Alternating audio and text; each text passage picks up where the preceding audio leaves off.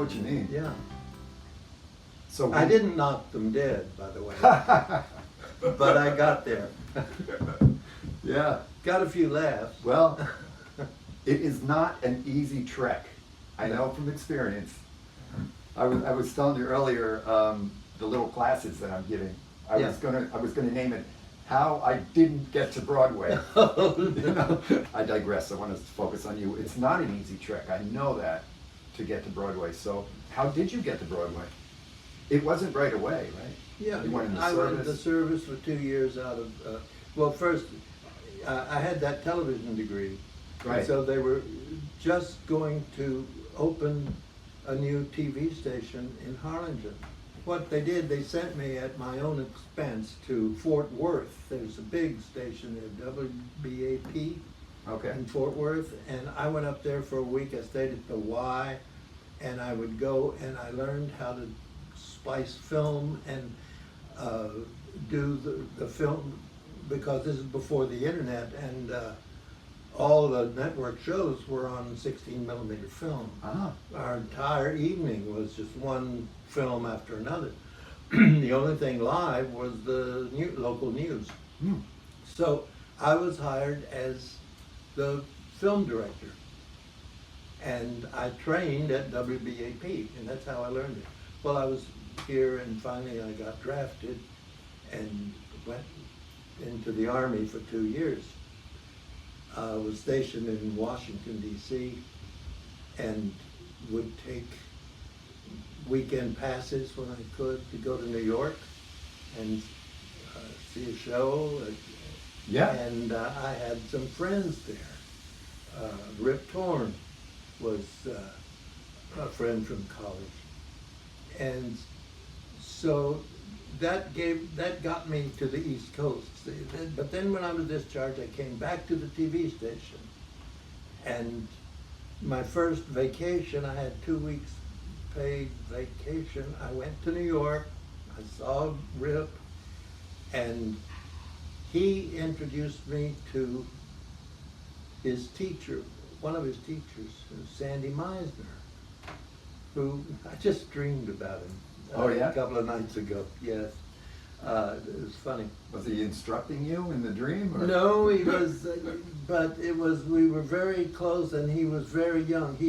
I remember when he had lost his voice box. He had to talk by belching, and he was still teaching at that time.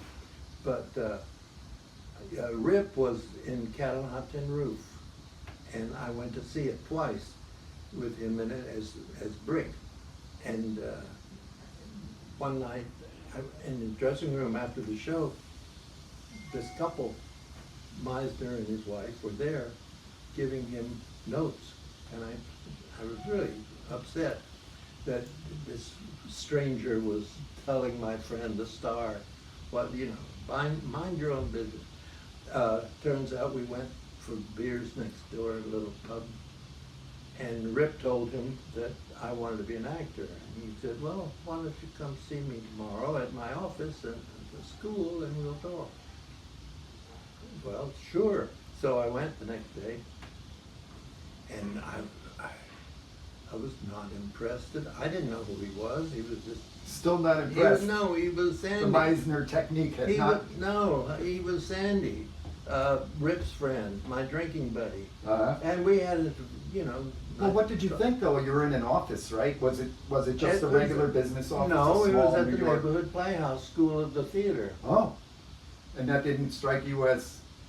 I'd never heard of the neighborhood playhouse. This is It was before a it school. was anything, This is just a building, yeah. Yeah, but I knew I wanted to study acting, and that this is where you go to study acting. This is the neighborhood And, playhouse yeah. here. I guess you weren't really impressed, with the... It's not a doesn't huge sound- building or anything, and it's just It a sure small doesn't little... sound impressive, the neighborhood playhouse. I mean, So you're there, I'm sorry, you're there in Yeah. the office and he introduces me to Mrs. Morgenthau, who was the head of it, and 2 weeks later I got a letter saying I was accepted. nice. Now, you were on a visit at this point, or you had Yeah. already moved? No, I was on vacation Wow. for 2 weeks So from you, the TV station. so you knew, it sounds like you knew New York was the place you needed to be. When I was, From the service you would go. are you kidding? I remember as a kid going to San Antonio and walking around Buckhornian and the wonderful movie palaces, you know, wonderful, majestic and Aztec. And I even saw vaudeville there. They were still doing vaudeville. In San Antonio? Yeah. But you know, they'd have the movie, and then they would have the juggler and the dancer and the comedian and the thing. It was very tail end of vaudeville. Wow. But I remember walking down the street in San Antonio and just saying, "Oh, I love it! I love it! God, what must New York be like? I'm going to New York." I mean, that was You had it great school. in your mind. And Rip Torn went to your school? You graduated in the same class or No, near? he left the television department and went Oh. strictly the drama. Okay. So he had been the art director for the TV department, Okay. and I replaced him. Oh. So okay. he trained me to what the job was, and we became friends. So you were really close with Rip Torn. Very.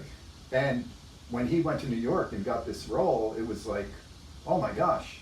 And then you knew, I mean, you had somebody, you know, a connection. Yeah. And so you went, and now you hit this, Well, you I got got out to of go to, you found Sandy Meisner, and here you are on vacation, Yeah, well, I gave notice and just quit. like that, right? You just, Yeah, this is it. just I'm went to leaving. New York. That reminds me. Did you have a place, or? No, I didn't. Did The only were you gonna person I stay with knew Rip in New Torn, or York were you was gonna- Rip Torn. I didn't know anything. What was your plan for housing and things like that? I had Did you no have idea. one? No, I walked the street. I knew the Rip's neighborhood. Was he in It the was village? no, it was on the upper west side. Oh, okay, the Upper In the West Side, up 80s. near, yeah, okay, over near the park maybe, or? Yeah, and not near the Riverside bar, Park. more over, you know, away from the park, not Riverside. on, yeah.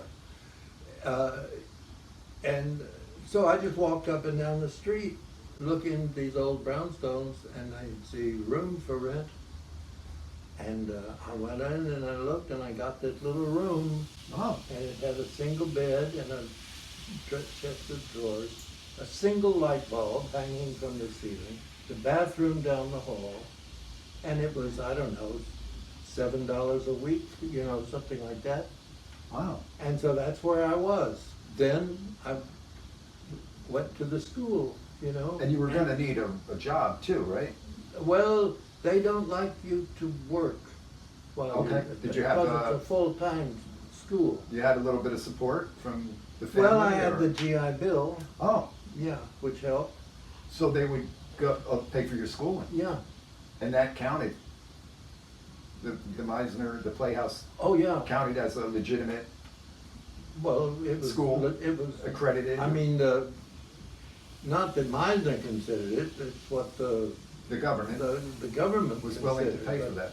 But it was considered a, you know, very legitimate school. Awesome. So, yeah, and of course, I met all these other kids that were from all over. One was from China, one was from Greece, who became a very good friend. You know, from all over the country, all kinds of backgrounds. And we were all there, and we got to, you know each other, and we all have one thing in mind: we want to be actors. So we were almost like related. Yes, I know the feeling, yes. And so the Chinese student, who to this day is a friend of mine, he lived in San Francisco, and we talk occasionally. He had a very good career, not as an actor, but as a producer. Oh, At one point, he had 4 TV half-hour shows going for Lifetime Network. He was producing 4 So he was very successful.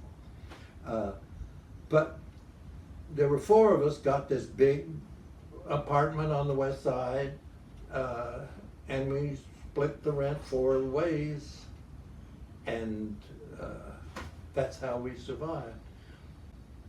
Eventually, I got an apartment 2 doors down from the school on East 54th Street. It was a 4-flight walk-up. I had the top floor, a small apartment on the top floor. And at the time, it was, I think, $38 a month. And some days, some months I couldn't make the rent. I remember being sometimes 2 or 3 months behind. Did you work at on all the rent. during that time? Yes. Did you take on jobs, waiter or anything? Well, like that, I worked behind a drugstore. I worked behind the tobacco counter at a drugstore near Times Square. I was like a relief man when the regular person couldn't be. They would come. It was a whole chain of drugstores all over the town, and but no, mostly my family helped, but mostly, and I can't believe how cheap everything was then. Around the corner was a wonderful New York deli that just had the best sandwiches. And we would go there, and every morning I'd get a cup of coffee, big, tall cup of coffee, and it was 18 cents. Wow. So that, That'll last you a $38 while. a month rent, that's how, and you didn't have any extra money, and but to school, it was from 8 to 5 every day, Monday through Friday. Finally, I did get a job as a page at ABC. Oh. So that was a wonderful experience because I got to see these wonderful shows. I'd be in the studio with, with Sid Caesar and the Sid Caesar show, and I remember seeing Mel Brooks and the writers, and then there was a wonderful show called Omnibus, which was on Sundays. It was a live drama. They did dramas, wonderful, and I would be there watching, seeing the whole thing. It was Helen Hayes, just being surrounded. I even saw John Kennedy there. He came in for one show. I spoke to him. He did not reply. He just came storming into the studio, and I said, "Can I help you?" And he was gone. But at least I spoke to him. Yeah. It sounds like you must have been just thrilled to be doing this job. You probably would have done it for nothing. Oh, yeah. I mean, as an actor, to be around and in surrounded by situation. Yes, and like you said, would you ever approach people, or at least, I mean, of course, you're going to be pleasant and say hello to people. Did you find opportunities to say, hi, I'm studying, and no? No. But I could have had a career at ABC. They liked what you did? And... Well, I was a page, and I had a TV degree. Oh, right. And I was always there. I did my job. And then they assigned me to a theater. It's called the Élysée Theater, which was converted to a TV studio. And that's where Johnny Carson did Who Do You Trust? Oh. And I knew him. I mean, he had a Christmas party for the staff, all the other pages. But yeah. I was the chief person. I mean, I was in charge of the pages and the staff. I forget the title. Head page. No, I was the director or something. I mean, I wasn't a page then. Nice. I was in guest relations, oh. they call it. and I was the manager of that theater. Oh, nice. And Johnny Carson and Ed McMahon were there. And who else? Oh, Merv Griffin Wow. had a show there, and he broadcast in that place. And I was the manager of that theater. So I could have gone on from there in ABC. Stayed in television. But one of the teachers at the Playhouse was going to be directing at a summer stock theater in Saranac Lake, New York, Okay. and offered me a job. So I went to my boss at ABC and said, I'm gonna quit. He told me he didn't want me to quit, and I said, you see, I really want to be an actor, and this is what I do. And he understood, but he said, you won't be able to come back. If you're making this decision, this is final. And I said, I got it. So I went and did my summer stock thing. Great job. Paid $10 a week and room and board. Is that pretty much all you needed at that point? Yes. In those days, after the show, we would all go to this little pizza pub thing down the little village, and I think a big pitcher of beer was $1.50, and a pizza was $2, and we would, each chip in 75 cents or something and have a night out. It was wonderful. Cigarettes were 30 cents a pack. Cokes were a nickel. It was amazing. I remember you telling me that you would be studying basically 3 shows at a time. At Is a that where time, you did yeah. that? Rehearsing one in the mornings and the second show in the afternoons, and then performing a third one at night. That sounds very exciting. Yeah. Boy, it really sharpens your Oh, memorization skills too, right? totally. So then I went back the next year's summer at the same time. I mean, what a place to spend the summer. The Adirondacks. Yeah, But, yeah. Oh, it's a wonderful area.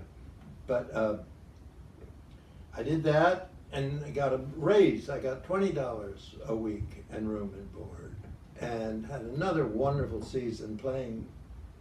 I always seemed like I always had leads. I played Dracula in Dracula. I played Mr. Roberts in Mr. Roberts. I played No Time for Sergeants or something like that. It's a comedy. But Andy Griffith played that part, and I played that part. Oh, nice. Laura, I played the villain.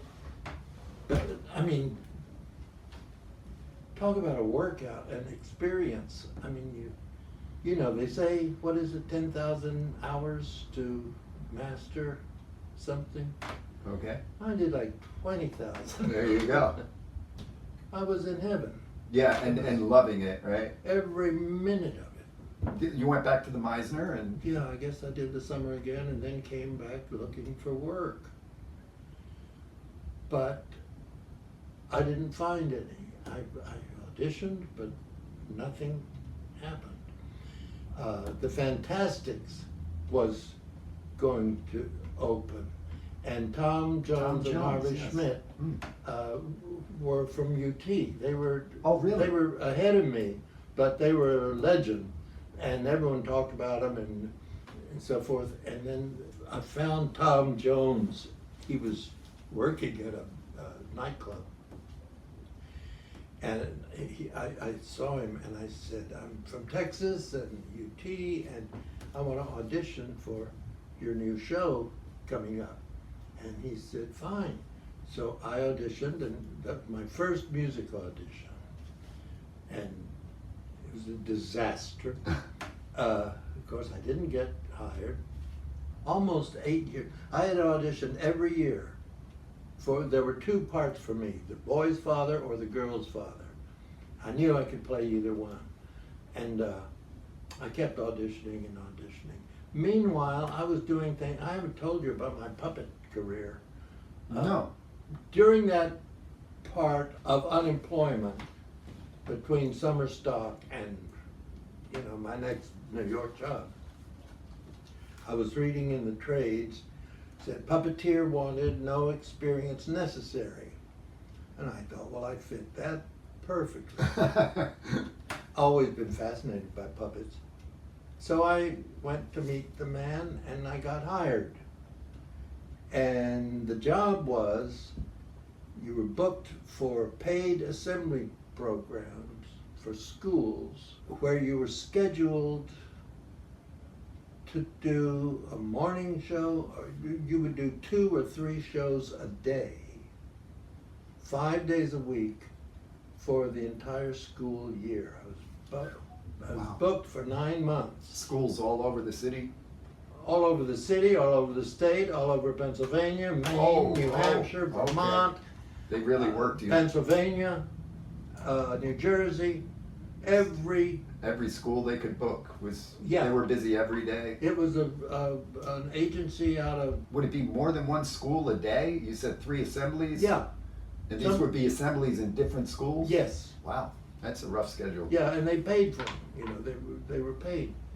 And I had a brand new Volkswagen bus that was filled with these wonderful puppets, and a steamer trunk that opened up like that and had a piece Little on the stage. with a Built-in stage. It made it a stage and speakers and record player. It was like all self-contained, huh? No, Oh. it was pieces and Okay, chunks and but things. you had to bring And then I this had a stuff in big and out. basket, a big basket that was filled with puppets. Oh, boy. It Sounds like a it lot of filled work. the bus, and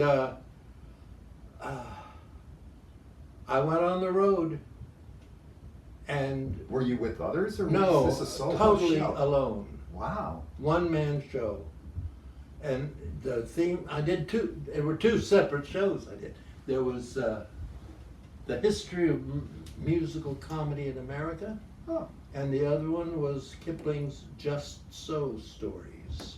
How the elephant got his trunk, how the alligator got his skin, how the... So one was for grade schools and the musical one was for high schools. oh. So I had this big sheet of the entire 9-month schedule. Wow. And I think I got something like $40 per performance. And Steady. you know, I can't remember how I got paid because I was up. I don't know how I got paid. You're not even sure you did? Yeah, I did get paid. I had to buy the Traveling. gas, Oh, and boy. I had to buy my meals, and there was no room and board on this job. But I did it What made you take that job? I mean, because it was a job. What do you mean, why did I take it? I had to eat, yeah, that's true. and I wasn't, and it was on And there was stage. nothing. Yeah, you're, yeah. It's on stage. But And I mean, within a month or 2, you must have been like, wow, this is tough. Oh, I always thought it was tough, but I loved performing. I loved the puppets. Oh, They you did were enjoy it, yeah. They were gorgeous. They were wonderful. The man I worked for turned out later he was the head of the whole National Puppet Association. Something. There's an organization of puppeteers, and he was the top man. And these are puppets with sticks on top? There were marionettes. Marionettes. There were hand puppets. Oh, lots of different things. Yeah, all kinds. Okay. Shadow puppets. Oh, They were wonderful. So it was very creative, and I'll tell you, if you get on stage 3 times, it was usually 2 a day. I would do a show in a town, look, where's the next one, and on the map, and I would maybe drive 30, 40 miles to the next town. It'd be like doing one in Harlingen, and then the next one was in McAllen. And I would pack everything up. They'd usually assign a student to help me. And I'd load everything and drive,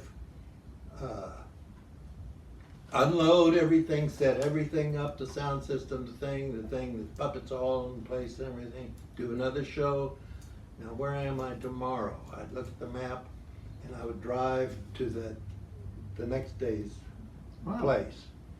Spend the night first before I'd find a school when I got to town. Then I'd find a motel. I'd find a place to eat, and I would in the morning I would go to the school and do the set up the show, drive to the next town. I did this for 9 months without. I mean, every meal I had was alone. Wow. I was never in one That's place. a lot of alone time.